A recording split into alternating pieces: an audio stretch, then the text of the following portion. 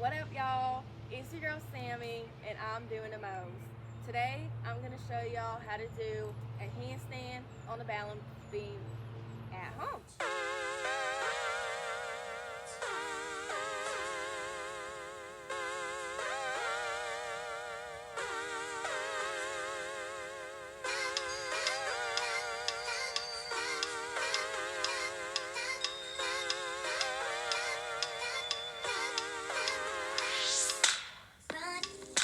Coming from a self-taught gymnast for 10 years. So let's get started. Now, before we do anything cool, we gotta stretch because I don't want y'all to get hurt and I ain't trying to be liable for it. So let's get started. So for our handstand, we're going to mainly stretch our legs and our wrists. Right now, we're going to start off with a couple of pike stretches, holding each stretch for about a good 10-20 seconds. When you feel that you can stretch a little bit further than you started out with, then you're good to go.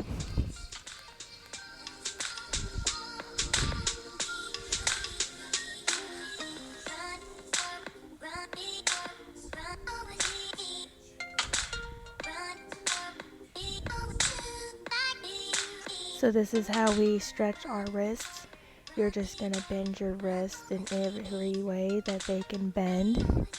And that'll be good for wrist mobility, because if you don't have good wrist mobility, you're going to get hurt. We're not doing splits for handstands, but it is good to stretch them out because you will be lunging into a handstand, and that requires somewhat of like flexibility.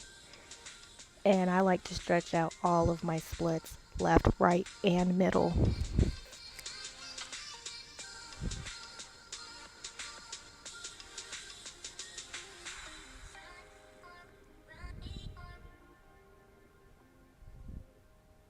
And as you see, that's my bad leg split. So let's get started. Now, before we can even dream about doing handstands on the balance beam, you got to make sure you can do a pretty solid handstand on the floor.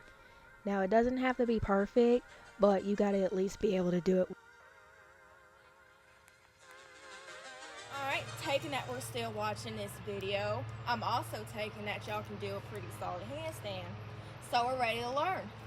So what y'all want to do now, on the mat or on the floor or whatever y'all doing your handstands on, y'all want a 4-inch thick line on the floor, and that will act as y'all's balance beams, at least for now. So our first step in this transition from floor to beam is do a handstand like you normally would, except you're going to focus your landing on that line. You're going to keep your eyes on that landing and aim for that line. Do that about 5 to 10 times until you get comfortable with it. If you decide, hey, that's a little too easy for me, okay, now you're ready to start focusing on your hand placement on the beam. Now, if that freaks you out, start off small. Inch your hands closer and closer to that line. And each time you can do that 5 to 10 times each.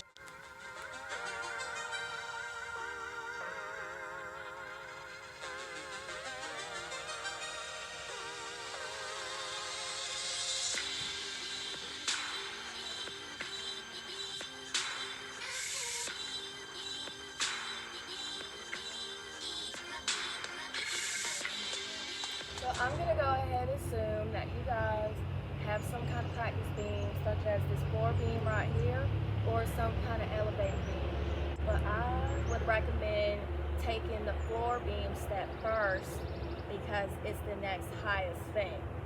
So let's get started.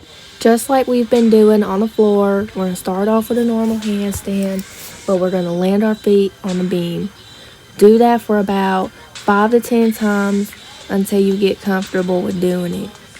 Now you're going to start moving your hands closer and closer to the beam. Now, yes, you are going to wobble just like I'm doing here, but that's okay.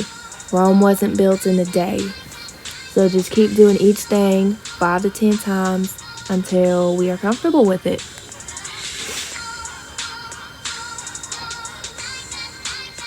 Now, if you're ready to land your hands on the beam, but that still psychs you out, Don't worry about going perfectly vertical just yet. What you can do what I'm about to do in this video right here. And just don't go all the way up. Just go as low as you feel comfortable. Do that about 5 to 10 times each, and that height comes with practice.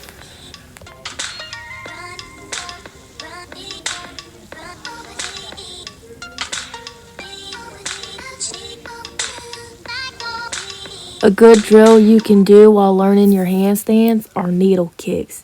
That'll get you acclimated to getting into and getting out of the handstand. Do those for 5 to 10 times. So now that we're getting comfortable with doing those handstands on these floor beams right here, feel free to take it up a notch.